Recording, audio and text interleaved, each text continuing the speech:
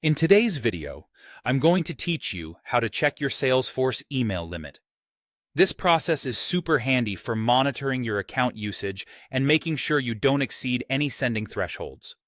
We're going to walk through this step by step, ensuring that you're able to check your email limits efficiently and easily. So let's dive in.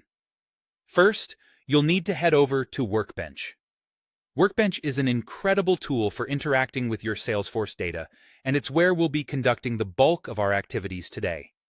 So please open your preferred browser and navigate to the Workbench website. Once you're on the Workbench page, the next thing you'll need to do is log in using your Salesforce credentials.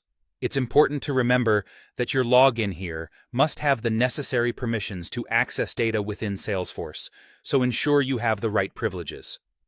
When you're logged in, you should see the main interface, which we'll use to navigate through several options to find your email limits. Now, look out for the Jump to Drop-Down menu. This little feature will help us get to the right sections without much hassle. Simply click on this drop-down to explore the options available. From here, you'll want to focus on finding and clicking on the Rest Explorer. This tool within Workbench is essential for executing API requests, and it's how we'll be able to retrieve data concerning email limits. Make sure to select this option. Afterwards, you'll be presented with a few more options. It's important to find and click on Select. This doesn't initiate an action immediately, but prepares our query for execution, ensuring everything is in place before we run the search. With everything set up correctly, our next step is to click Execute. This action sends a request to Salesforce, allowing us to pull back vital information. It might take a few moments, but once the process completes, you should have access to the necessary data. Once the data appears, scroll down until you find the segment labeled Limits.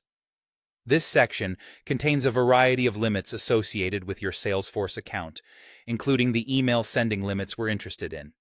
Finally, to specifically check the email limits, locate and click on the Single Email option. This will give you detailed insights about your current usage and remaining capacity, allowing you to stay updated and avoid any unexpected blocks on your email capabilities. And there you have it. You've successfully checked your Salesforce email limits using Workbench. Whether you're doing this as part of routine maintenance or troubleshooting an issue, this process is fundamental for better managing and optimizing your Salesforce operations. Thank you for watching, and happy checking.